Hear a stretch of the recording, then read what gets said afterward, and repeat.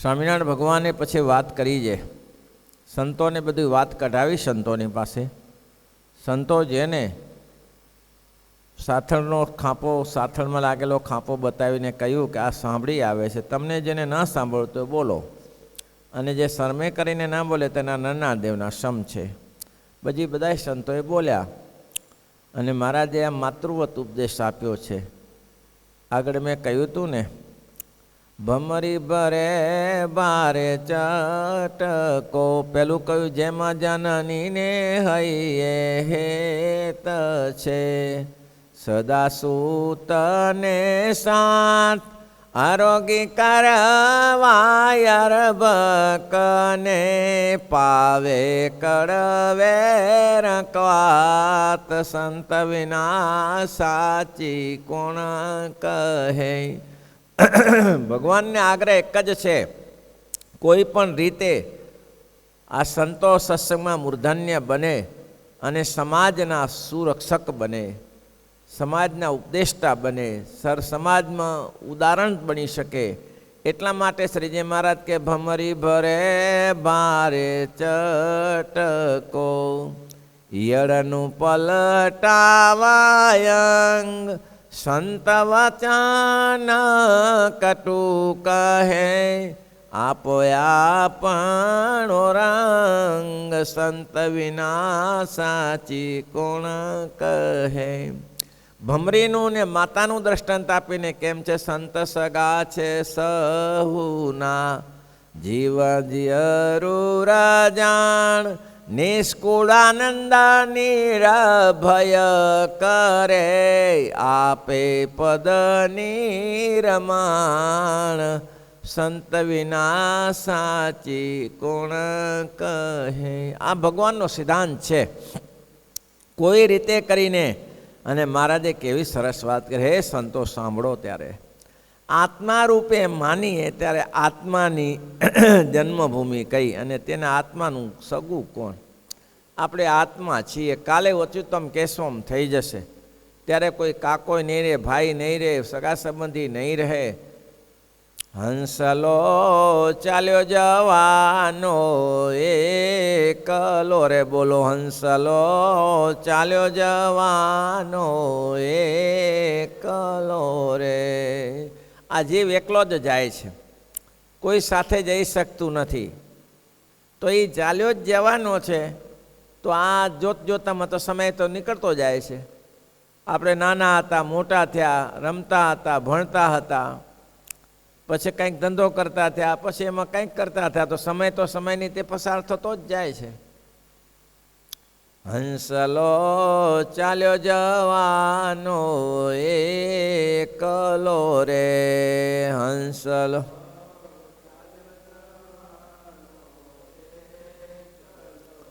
આ જીવ એકલો જ ચાલ્યો જાય છે, કોઈ સાથે આવતું નથી. એટલે મહારાજ કહે છે, આત્માનું સગું કોણ, આત્માની જાતિ કોણ, આત્માની જાત પણ કઈ, જન્મભૂમિ કઈ, સગું કોણ અને જાતિ કઈ, કઈ જાતિમાં જન્મ્યો. કેમ તો કે જો સગપણ દેવું હોય તો પૂરે 84 લાખના જાતના દેહ ધરીને આવ્યા છે, તે શરીરનું સગપણ લેવું. બળદ થયો હશે ત્યારે કઈ જાતિ હશે, ગાય ભેંસ થયો હશે ત્યારે કઈ જાતિ હશે, ગધાડો થયો હશે ત્યારે કઈ, વાંદરો બુઢિયો થયો હશે, બિલાડો કૂતરો થયો હશે. આ દેહ ધર્યા છે ને કઈ જાતિ હતી, એમાં કઈ જાતિ રહી છે. આ દેહને છોડીને આવ્યા, તો હવે એની જાતિ તો રહી નહીં. તો એની જાતિ નથી રહી, તો આની જાતિ ક્યાં રહેશે? એનું કંઈ સગું સંબંધી રહ્યું નથી. તો તમે વિચાર કરજો કે આનું કંઈ નહીં રહે. પહેલા જન્મે પહેલાં ચાલ્યા ગયા, પછી જન્મે પછી જશે. સ્વામી નારાયણદાસજી લખે છે, નારાયણદાસ છાણી ગામના હરિજન ભક્ત છે, બહુ સરસ લખે છે. જન્મ્યા ત્યાંથી જરૂર જાણો મરવાનું છે માથેજી, જન્મ્યા ત્યાંથી જરૂર જાણો મરવાનું છે માથેજી, આવ્યા ત્યારે શું લાવ્યા ને શું લઈ જાવું સાથેજી, આવ્યા ત્યારે શું લાવ્યા ને શું લઈ.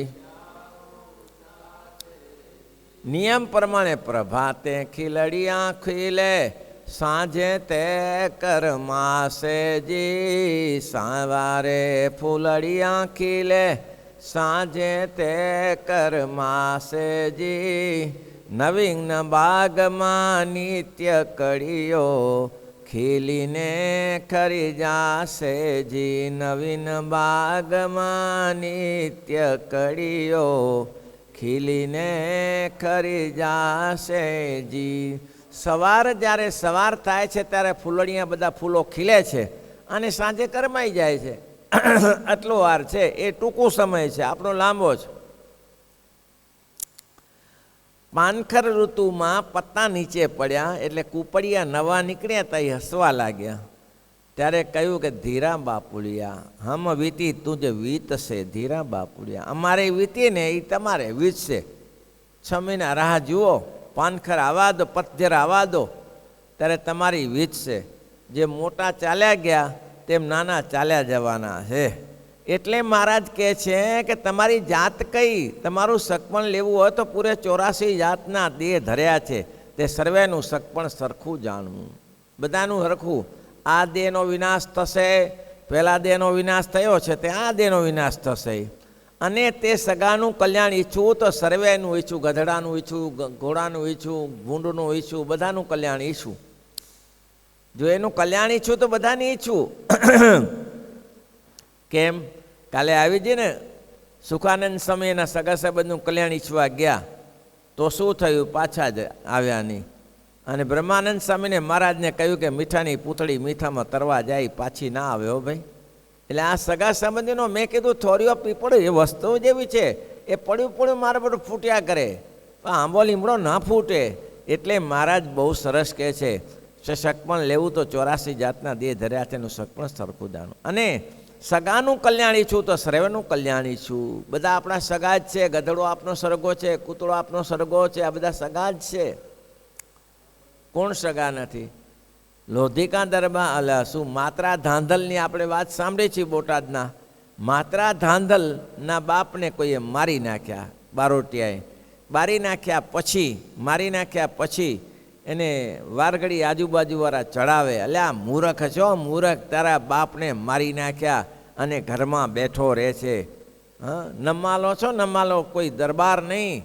અને વરી આને ચડે. પણ એક ભગવાનનો આશ્રય હતો એટલે મહારાજને પૂછવા જાય કે મહારાજ મારા પિતાનું વેર લેવું છે.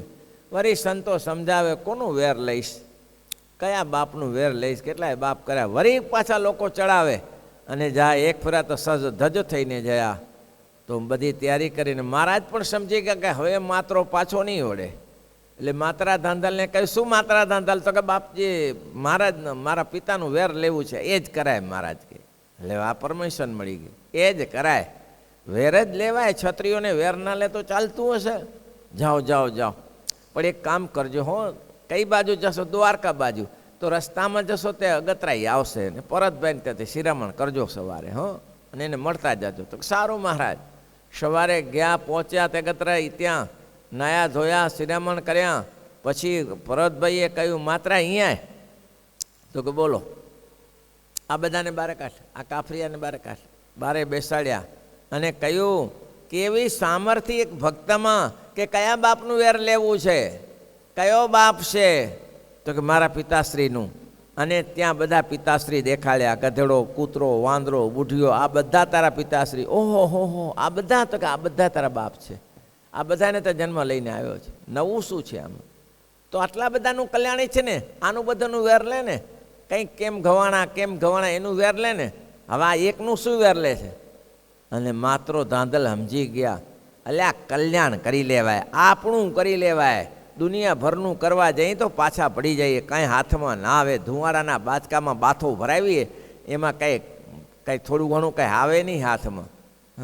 એને કરતાં મિયાજી જેવું રાખ્યું, ઘર સળગ્યું, આખું ઘર સળગ્યું તો તલની માટલી લઈને મિયાજી ભાગ્યા. અલ્યા કોઈ સોના ચાંદીનો દાગીનો લઈને બહાર નીકળાય. મિયાભાઈ તલની મટકી ભરીતી લઈને ભાગ્યા. લોકોએ કહ્યું મિયાજી આ કંઈ અગત્યનું નથી, અગત્યનું લેવા જેવું હતું.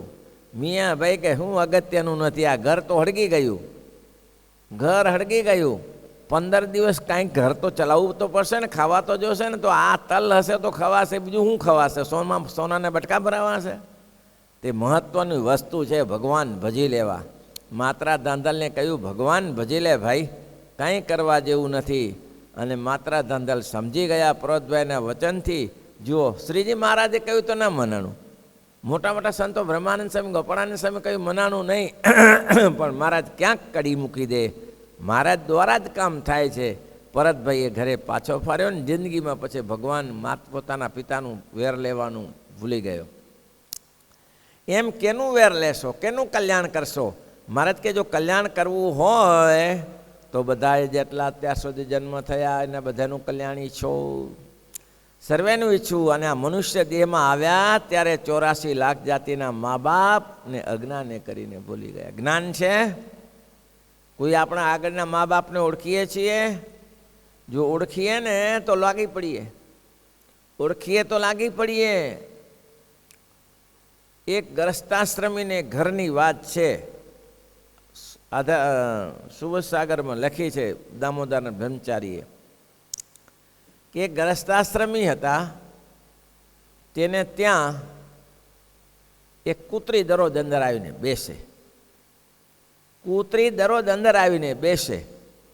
હવે પિતાનું શ્રાદ્ધ હતું, તો પિતાનું શ્રાદ્ધ હતું તો દૂધપાક બનાવેલો. આખા 25 જણાનો દૂધપાક હતો. પિતાનું શ્રાદ્ધ હતું એ દૂધપાક સરસ બનાવેલો. એમાં હારો એ સમય સાપે લાડ નાખ્યું. એટલે આ કૂતરીએ કહ્યું કે આ એક કૂતરી એની માં હતી, પૂર્વજન્મની એક કૂતરી એની માં હતી. તેને ખબર નહીં કે આપણી માં જ છે. તે મોઢું નાખ્યું દૂધપાકમાં. શેના માટે? કે આ મારા સંતાનો ખાશે તો ઝેરથી મરી જશે. મોઢું નાખ્યું, એની ઘરવાળી જોતા મોઢું નાખ્યું. હવે કૂતરીનું મોઢું નાખેલું પછી કોઈ ખાતું હશે? અને હરરાન કરીને એટલે ધોકો માર્યો કપડાં ધોવાનો. તે કેળના મકોડા તોડી નાખ્યા બધા. મારી વાલી કે આટલો બધો દૂધપાક કરેલો ને બગાડી નાખ્યો. રાત્રિનો સમય થયો ત્યારે પેલો બળદિયો બોલ્યો. બળદિયો બાંધો તો ને બોલ્યો કે તારા કારણે હું દુઃખી થઉં છું. તે માસિક ધર્મ પાડ્યું નહીં, માસિક ધર્મનું ધ્યાન ન રાખ્યું, અને એ હાથે તે રોટલા ખવડાવ્યા. આજે જો મારી હાલત જો, આખો દિવસ ખેતરમાં ખેડાઈને આવ્યો છું. આગળ ઘાસ નાખ્યું છે પણ મોવડું બાંધ્યું છે, છોડતા ભૂલી ગયો છે છોકરો. મોવડું બાંધેલું ભૂલી ગયો એટલે આ ઘાસ તો પડ્યું છે, ખાવું શું? ત્યારે પેલી કૂતરી કહે છે તમારી તો વાત બરાબર, પણ મારા મકોડા બધા આપણે વહુએ ભાંગી નાખ્યા, તોડી નાખ્યા. આ વાત વહુએ સાંભળી. ઓહો, જેનું પિતૃશ્રાદ્ધ કરીએ છીએ તો બધા અહીંયા જ છે. હા, પિતૃશ્રાદ્ધ જેનું કરીએ છીએ ને અહીંયા જ છે. આ પિતા અહીંયા બેઠા છે ને માતા અહીંયા બેઠા છે. જો જીવને ખબર પડે કે આપણી મા હતી અને આ આપણો બાપ હતો તો પછી એને એ ધોકો લઈને પાછળ દોડે. એને ખબર પડી જાય કે આ આપણી મા, આ કૂતરી છે એ, અને આ આપણો બાપ છે. પછી શું થયું? પછી તો દરરોજ રોટલા નાખે અને બળદનું ધ્યાન રાખે. ખેડવાનું બંધ કર્યું. કેમ ખેડવાનું બંધ કર્યું? એને ખબર હતી કે આપણો બાપ છે. તેમ આ જીવને જો ખબર પડે એટલે માટે કહે છે પૂર્વના સંબંધીને અજ્ઞાને કરીને ભૂલી ગયા. જ્ઞાન નથી, નહીં તો જ્ઞાન હોય નારાયણ જેવું થાય. નારાયણને પૂછ્યું તારી માને મળવું છે? તો કે મારી મા ક્યાંથી હોય? તો ક્યારની હાલી ગઈ. અરે આ સામે ગામમાં છે તારી મા. તારી માનું નામ છે પૂંજી, તારા બાપનું નામ હીરો, તારું ત્યાંય નામ નારાયણ હતું. તો કે ના હોય. તો કે હા, તમે મળવા જાઓ તો તમને મળે તો ખરેખર તમને એમ આનંદ થાય? તો એનો શેનો આનંદ થાય મહારાજ? તો બીજો જન્મ થઈ ગયો, આપણે શેનો આનંદ થાય? એવું તો કે ગયો, પૂછ્યું. માજી બેઠા હતા એક ઝૂંપડીમાં, મકાન એક રૂમ હતી તેમાં. એ ખરેખર ઓરિજિનલ મકાન એનું હતું, પણ એને વાણિયાએ ગીરવે લઈ લીધું. બાપ મરી ગયા પછી કામ કરનાર રહ્યું નહીં. છોકરો પણ મૃત્યુ પામી ગયો. આ માજી એકલા પૂંજી દોષી, કરે શું ત્યારે હવે? એટલે હવે તો કંઈ રહ્યું નહીં. આ ઝૂંપડીમાં પડે રહે, માગી ખાય. એટલે આ ગઈને પૂછ્યું માજી જય સ્વામિનારાયણ? તો કે જય સ્વામિનારાયણ. કોણ? હું નારાયણ. અરે મારો દીકરો નારણ હતો. એમ તો કે હા, અચ્છા અચ્છા, એક વાત તો સાબિત થઈ ગઈ. પછી કીધું કે તમે એકલા બેઠા છો, તમારા પતિદેવ નથી, મારા પતિદેવ દેહાંત થઈ ગયા. શું નામ હતું? હીરો. બહુ સારું. તમારું નામ શું છે? મારું નામ પૂંજી. ત્યાં અહીંયા ઝૂંપડીમાં રહો છો, મકાનને તો આ બંગલો આખો આપણો જ છે, પણ હવે ગીરવે ગયો અને પેલી ડગરી ઉપર મહારાજે કીધા પ્રમાણે ખોલી વાણિયાને કહીને એમાંથી દસ્તાવેજ નીકળ્યો. તો એ પછી શું થયું? જો જીવને ખબર પડે પૂર્વના સંબંધીને તો છોડે નહીં, એની પાછળ પડી જાય. તરત રૂપિયા 200 કાઢીને આપ્યા. લો માજી, હું તમારો દીકરો છું કરીને આપી દીધા. શ્રીજી મહારાજે વાત તો પૂરી, કંઈ લાંબી ચર્ચા ઉતરવું નથી.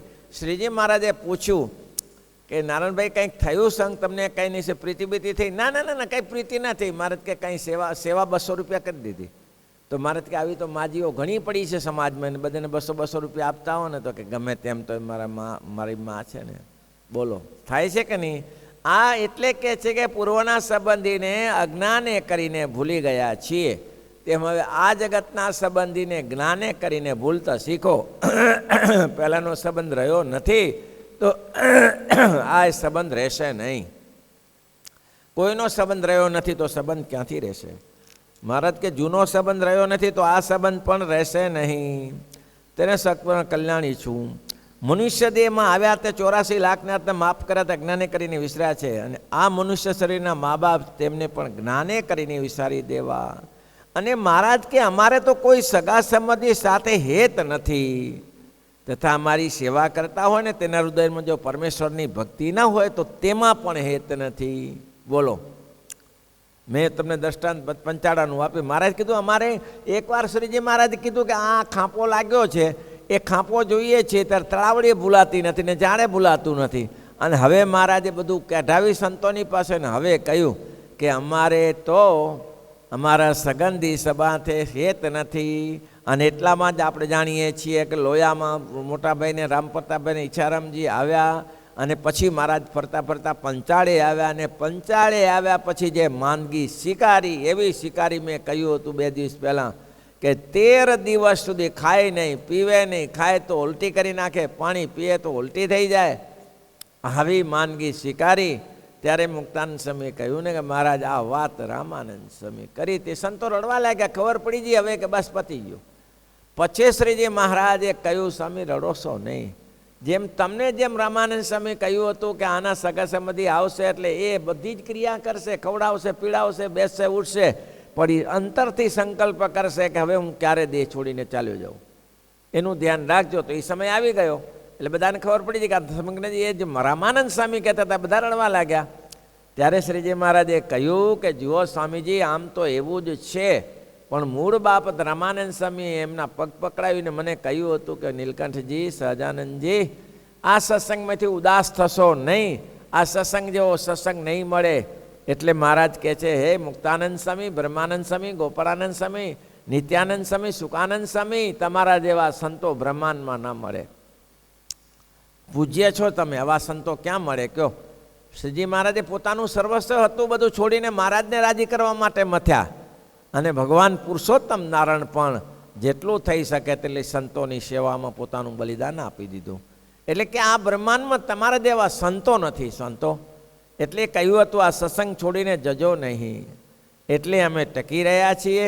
રામાનંદ સ્વામી પણ મહારાજ એ વાત થયા પછી, આ વાત થઈ તે લગભગ 80-81માં એવો કંઈ અંદાજ હતો, અને શ્રીજી મહારાજ 86માં ચાલ્યા ગયા. બહુ લાંબુ ખેંચ્યું નહીં મહારાજે. એટલે મહારાજ જો તો તમે એમ માનશો કે રામપ્રતાપજીની ઈચ્છારામજી ગમતા જ નહોતા, તો પછી ગાદી કેમ સોંપવાની? ગાદી કોઈ સાધુને આપી દેવી હતી ને.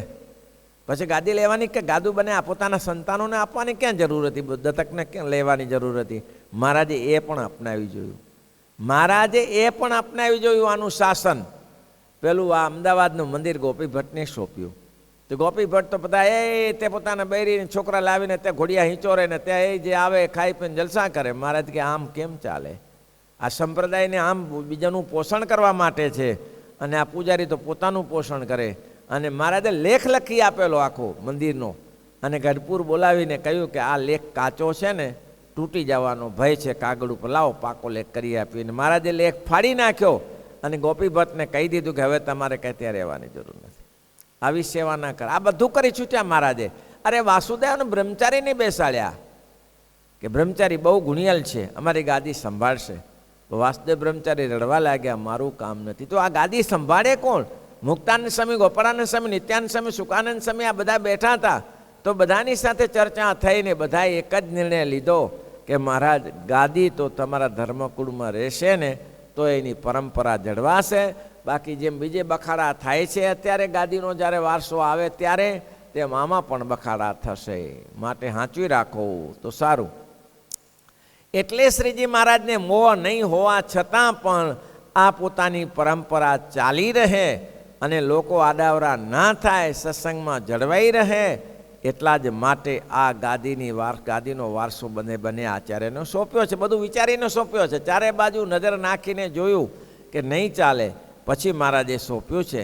એટલે શ્રીજી મહારાજ કહે છે કે બધી વાત સાચી વિચારી દેવાને, અમારે કોઈ સગંધી સાથે હેત નથી, તથા અમારી સેવા કરનારા હોય ને તેના હૃદયમાં જો પરમેશ્વરની ભક્તિ ન હોય તો એની સાથે પણ હેત કરીએ છીએ. આ મૂળજી બ્રહ્મચારી અતિ નિષ્કામ છે, અમારો મહિમા સમજે છે, તો અમે મૂળજી બ્રહ્મચારીનો મહિમા સમજ. આ સોમલો ખાચર નિષ્કામ ભાવે અમારી સેવા કરે છે અને ભક્તિ કરે છે, તો અમે એની સાથે રાખીએ છીએ. શ્રીપતિમ શ્રીધરમ સર્વદેવ.